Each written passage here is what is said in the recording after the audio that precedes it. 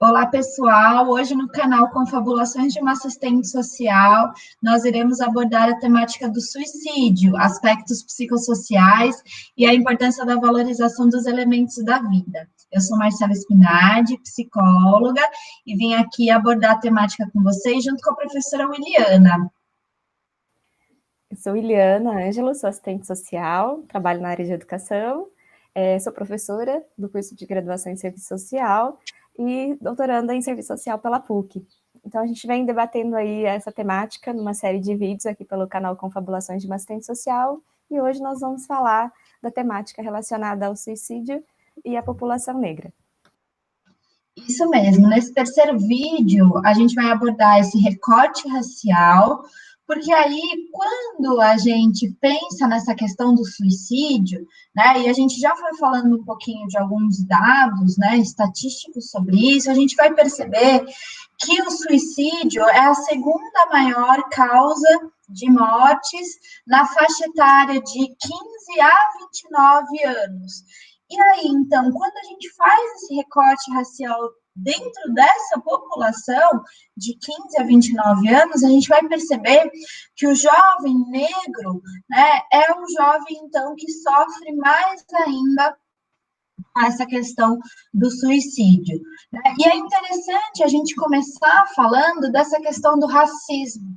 Né? Quando a gente pensa as questões de saúde, a gente traz aqui um conceito, né, uma forma de enxergar a saúde a partir dos determinantes sociais da saúde, e aí a gente vai perceber que esse racismo, né, estrutural, essa desigualdade étnico-racial, ela aí é vista como um determinante social para as condições de saúde. Né? Nós temos aí a questão do racismo, que coloca essa população negra, né, como uma população mais vulnerável, né? E, portanto, o jovem negro que sofre o preconceito, que sofre essa discriminação racial, que sofre esse racismo estrutural, né, é um jovem aí que está mais vulnerável, né, um jovem que está aí mais suscetível ao suicídio, né, quando comparamos com o jovem branco, né, muitas vezes aí essas queixas raciais, né, elas podem ser subestimadas, né, individualizadas, tratado como algo de pouca importância, né, colocado aí como algo muito pontual, quando na verdade não é.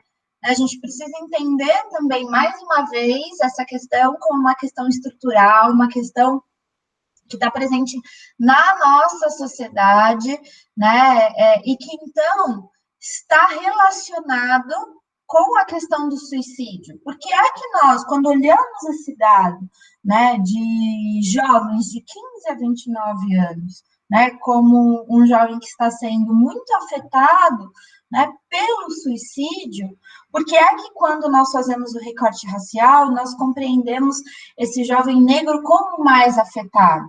Se a gente for pensar questões de identidade, né, trazendo um pouquinho aí de um conceito que nós utilizamos na psicologia social, né, nós estamos constituindo a nossa identidade ao longo da nossa vida, né, não é algo fixo, não é algo que nós construímos em algum momento da vida e isso se estabiliza pelo resto das nossas vidas, né, nossa vida é essa constante construção, né, e que isso só vai cessar, só vai parar, né, quando nós morrermos.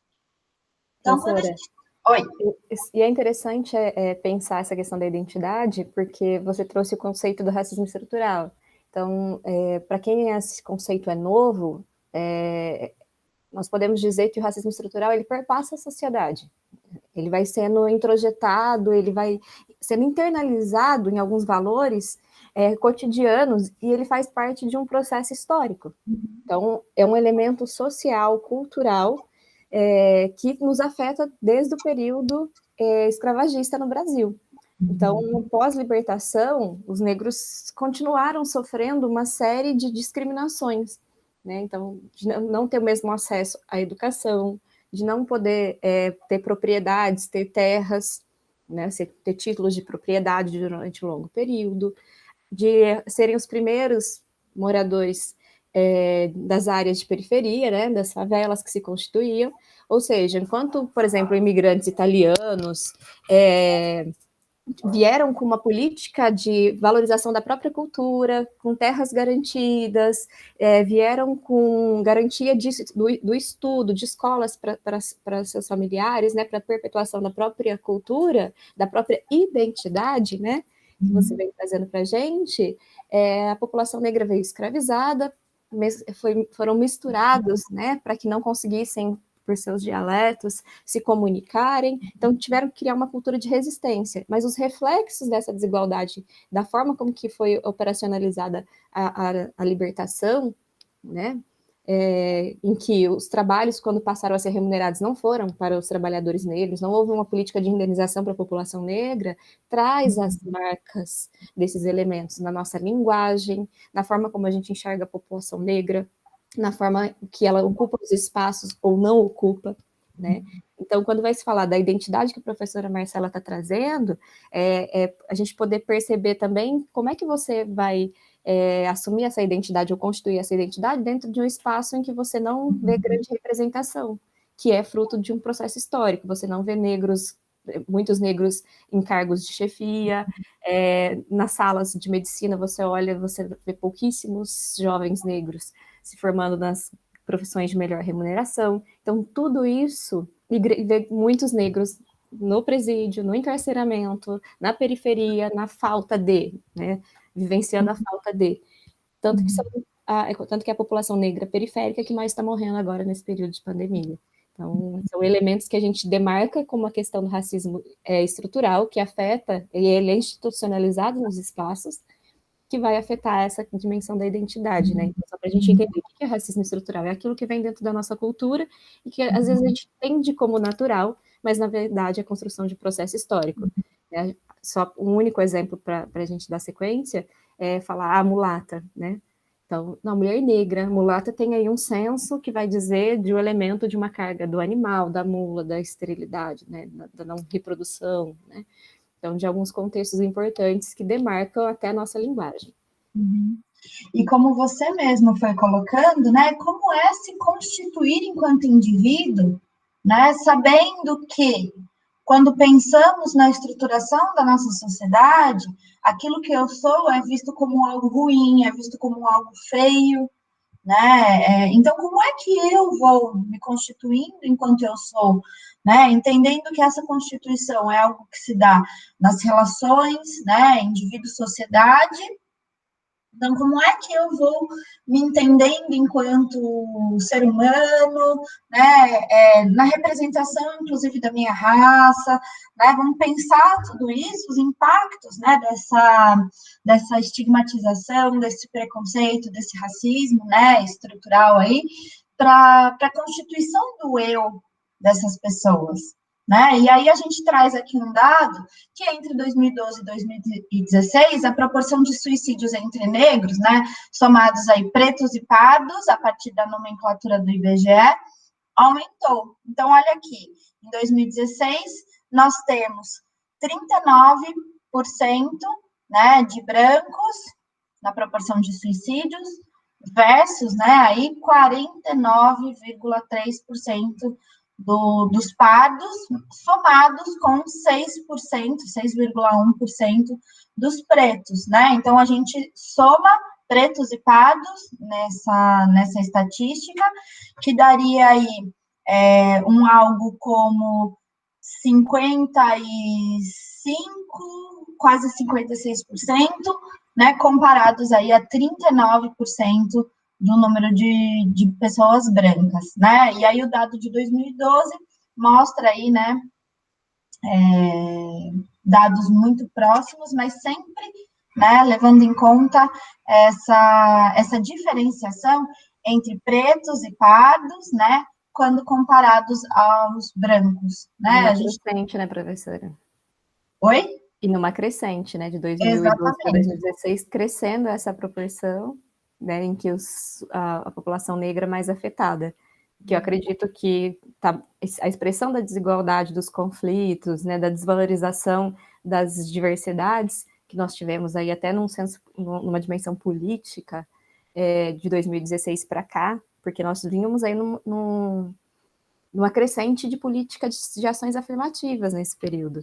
De lá para cá é uma retração de direitos, né, um questionamento das políticas de ações afirmativas que garante acesso, mudança na qualidade de vida, que é um dos elementos que a gente vem tratando nos vídeos. Então, eu acredito que estudos a partir desse período venham apresentar a possibilidade de um aumento, porque ela já vinha numa crescente, e agora que há essa opressão, essa intensificação da opressão em relação à população negra e o aprofundamento da dimensão da desigualdade nesse cenário atual, eu acredito que isso possa impactar também. Né? E você sabe que eu sempre costumo falar com os meus alunos uma questão no sentido de parece muito que nós temos avançado em relação a essa discussão, e a gente precisa discutir o que a gente considera esse avanço, né? Eu acho que, por um lado, falas explícitas, né, racistas, estão sendo condenadas, o que, né, é super importante, mas, por outro lado, né, o que a gente começa a observar?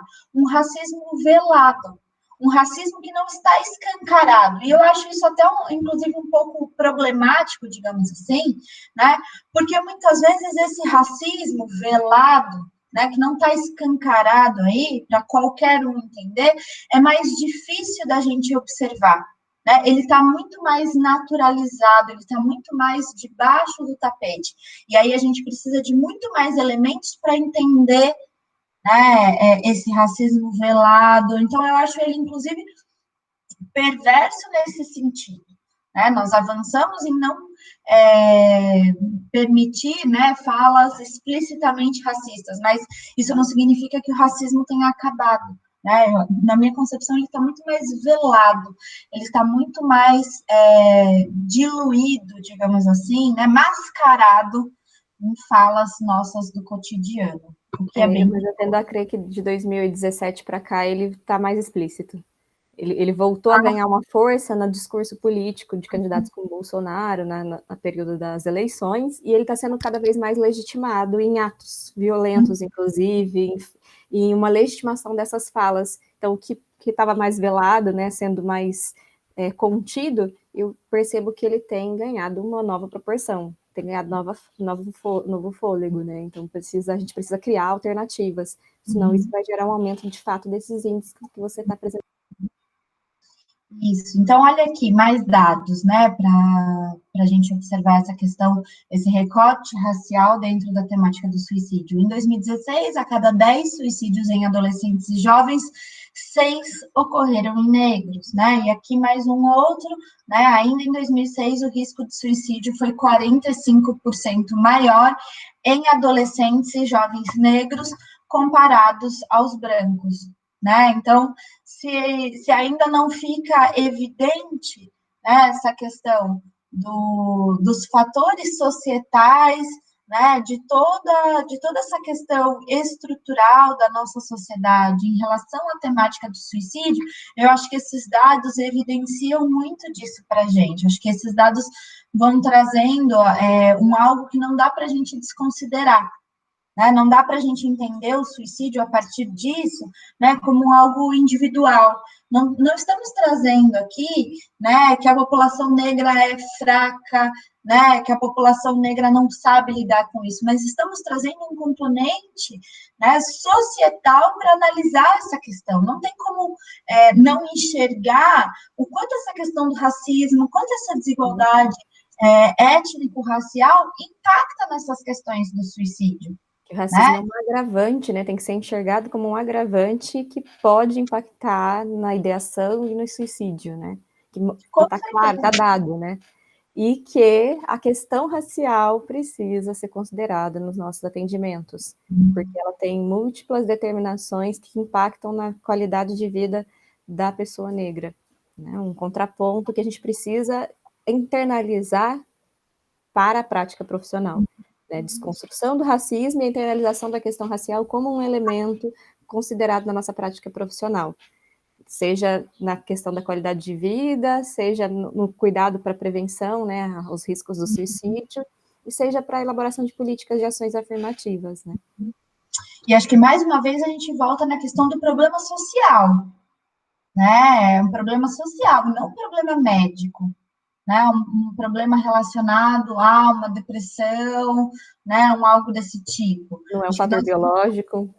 exatamente, algo hereditário, né? Porque eu tive um outro suicídio na família, e aí, né, isso veio herdado. Não, nós estamos falando aqui de um problema social, construído socialmente dentro da nossa sociedade, né? E os dados que a gente apresenta, acho que mostram bem isso para a gente, né? Porque é que quando fazemos o recorte racial, a gente encontra esse tipo de informação, né? Ele está trazendo aí que esse jovem está sendo um jovem excluído, marginalizado, né? Sofrendo aí preconceito por conta da sua cor, né? Da cor da sua pele.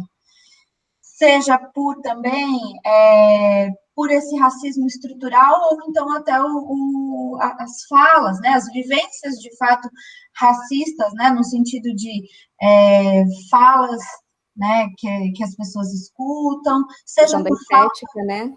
Então, uma isso, estética desvalorizada, falta a de questão da oportunidades, exatamente. Então, assim, né? é quem mais é afetado pela ausência de políticas públicas ou de políticas de baixa qualidade, então, ausência de moradia adequada, remuneração adequada, é quem mais sofre com a questão do subemprego, do trabalho informal, é quem menos acessa as cadeiras do ensino superior, né, da universidade, as melhores vagas de trabalho, né, é quem é seguido no shopping em função de sua cor, enxergado como uma pessoa agressiva, a dimensão da sexualidade, como é vista a dimensão da hipersexualização, o mito do homem negro agressivo. Então, você lidar com todos esses elementos que oprimem e fazem sofrer e desvalorizam, são elementos que impactam fortemente na questão da identidade, como a professora Marcela trouxe, né? E que podem refletir nesse elemento do fim busca pelo fim da vivência desses elementos, né? Uhum. E olha aqui também outro dado, né? Já que a gente está trazendo um pouco desses elementos, né? Então, em adolescentes e jovens negros do sexo masculino, o risco de suicídio foi 50% maior que entre brancos em 2016, né? Então, mais uma vez aqui, nós estamos observando, né? Inclusive essa crescente que a gente já estava comentando, né? Então, faço um comparativo aqui entre 2012, né? Até chegar 2016, né, esse número vai aumentando. E a gente vai fazendo recorte de gênero, né? Então, também, além de tudo, tem os homens são os que mais se suicidam, né? Várias estatísticas nos apresentam esses elementos, sejam brancos ou negros.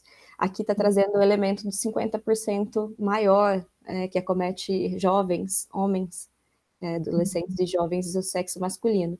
E isso está ligado também a uma questão de gênero, do compreender que homem não pode sofrer, não pode verbalizar seus sentimentos, não pode buscar tratamento psiquiátrico, tratamento psicológico, né? Então, o autocuidado, ele ainda é uma ideia muito frágil de internalização na nossa cultura para o masculino, né? Partido masculino. E até a questão do que a gente constrói como papel social do ser masculino, né? Do indivíduo que é forte, não chora, não é afetivo, não abraça, e você externalizar seus sentimentos é um sinal de fraqueza. Então, são elementos também do senso comum, né? Que a gente precisa desconstruir na dimensão de gênero para a gente cuidar de quem sofre, né? Não é à toa que quem mais se suicida são os homens.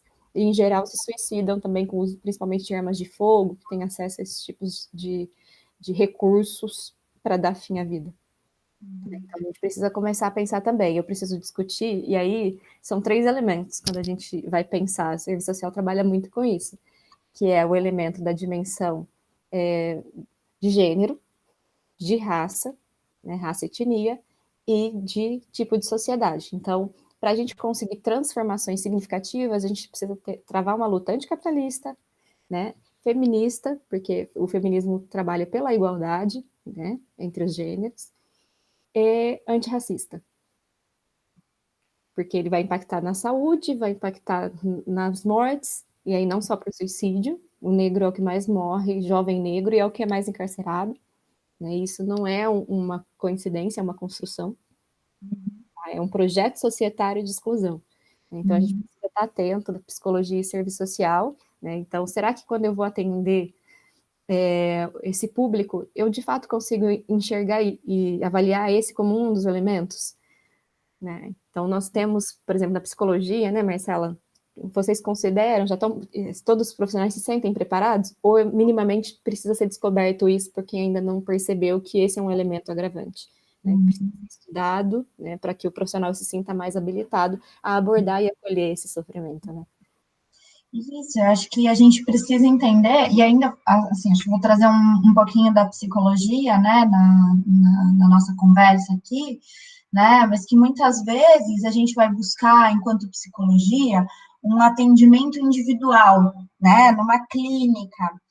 E aí, muitas vezes, nós observamos, né, essa individualização da problemática que a pessoa está trazendo, né? E aí a psicologia muitas vezes se presta a uma adaptação a essas condições do que a um enfrentamento, né? Uma mudança em relação, uma transformação social em relação a tudo isso, né? Por isso que a gente costuma dizer, né, que essa psicologia é uma psicologia plural. É claro que estamos atentos a isso, mas a gente precisa tomar cuidado para não reforçar as questões de adaptação em relação a essas situações e pensar o enfrentamento disso, né? Pensar essas discussões tem que estar cada vez mais presentes nos cursos de graduação, né, em psicologia, e também nos debates com profissionais já formados, né, para que a gente não incorra justamente no ajustamento dos indivíduos frente a isso, mas sim buscar entender isso pensando em transformação dessa realidade opressora, né, desigual, né, que prega essa desigualdade, né, entre os gêneros, né, entre as raças, enfim.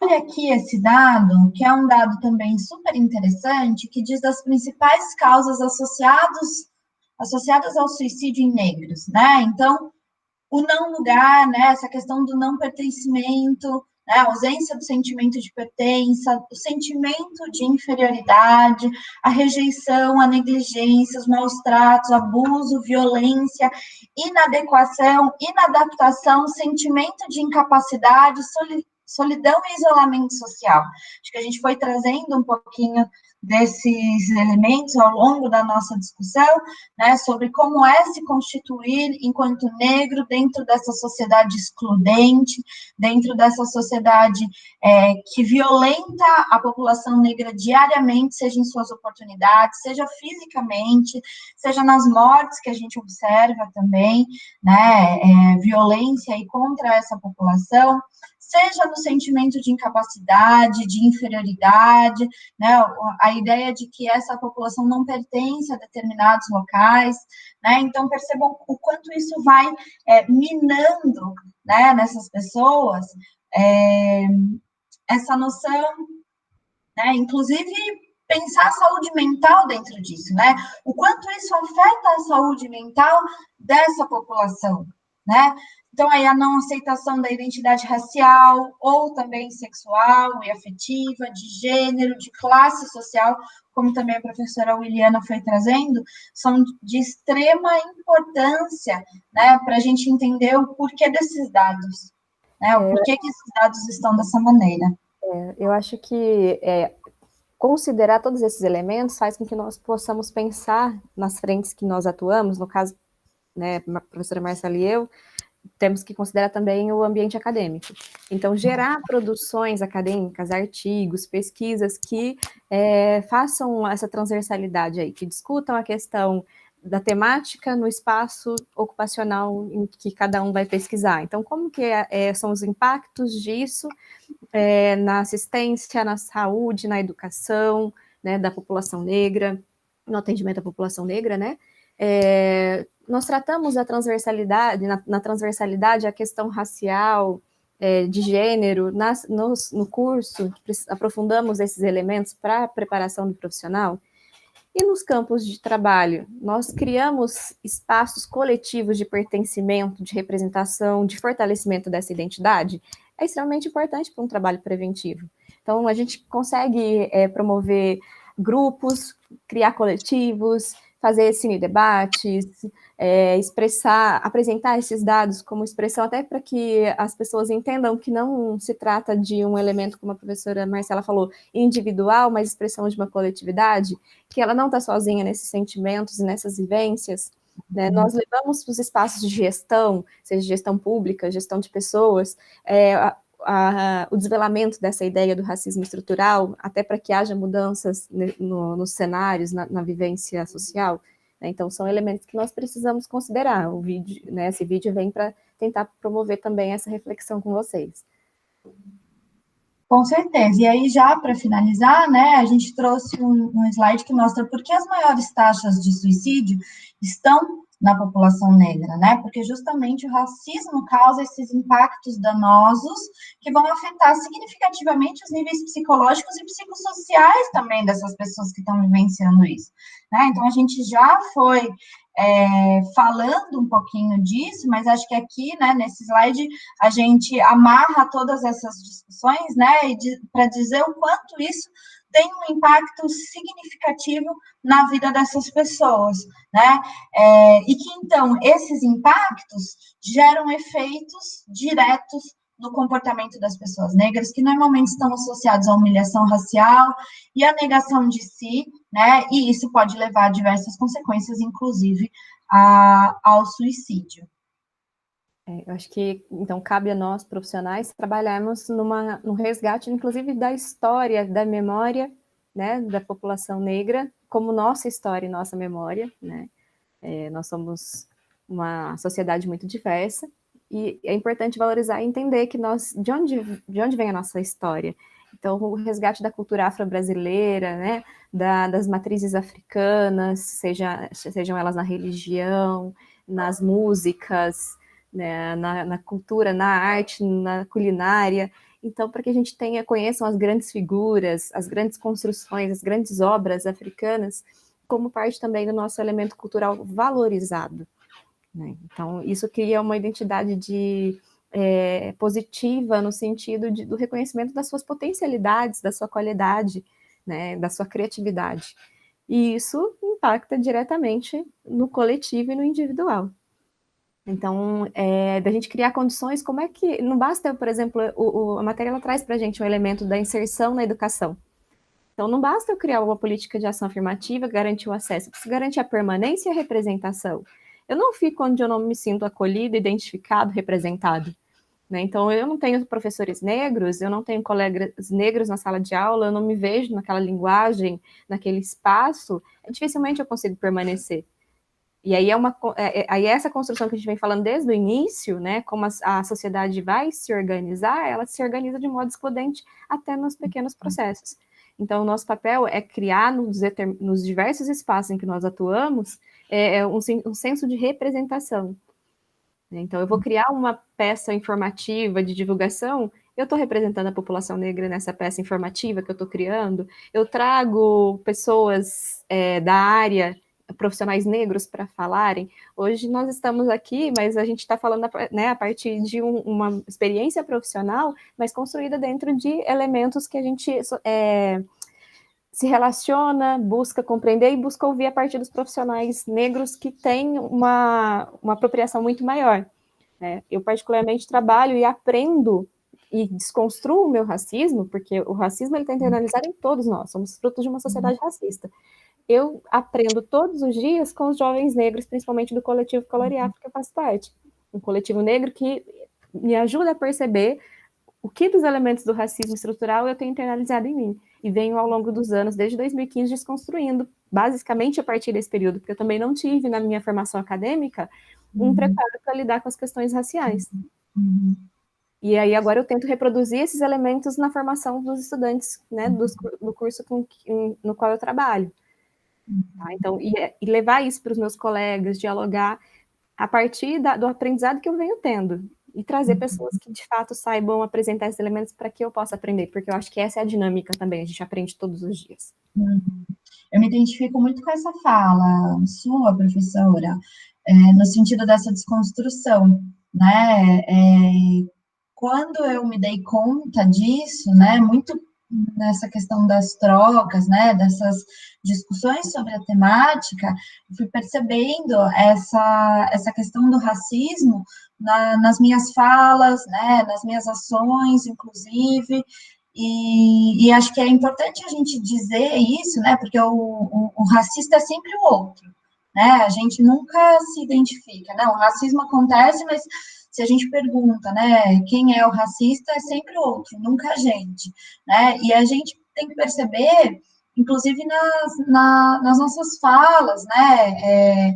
Então, algumas palavras que antes eu usava no meu cotidiano, né, inclusive de trabalho, que quando me são alertadas, né, quando me são faladas no sentido de, olha, essa é uma palavra que remete, né, a uma expressão racista por conta, né, de N questões, acho que aí a gente coloca essa questão do posicionamento, né, de se posicionar para não utilizá-las mais, né, para não reproduzir mais esse tipo de fala, e que é um constante cuidado, né, porque isso está tão enraizado muitas vezes na gente, né, que essas palavras acabam saindo e a gente nem percebe, né, então acho que o constante cuidado, a constante atenção, né, para construir essa sociedade antirracista é extremamente fundamental.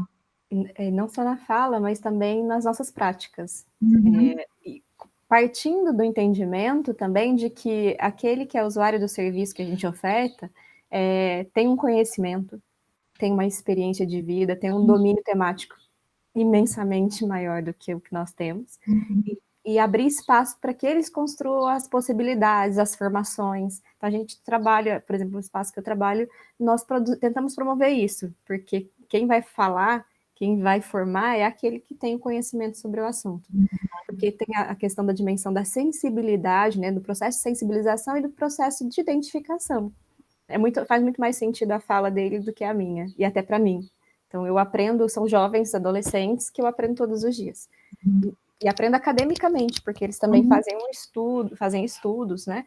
E trazem esse estudo relacionado à vivência cotidiana. Então, processos que eram naturalizados, que eu não conseguia enxergar o racismo que estava ali naquela dinâmica, então, numa entrevista de emprego, num processo seletivo, até num elogio que eles recebiam, eles conseguem desvelar essa realidade para mim da tamanha minha cegueira. Né? Então, a cada dia eu fico menos cega, né, para a questão do racismo. Bem, acho que encerramos por aqui. E aí encerramos por aqui esse vídeo. Espero que vocês tenham gostado, tenham aproveitado a discussão. Nos encontramos, então, no nosso próximo vídeo. Fiquem atentos no canal e até breve.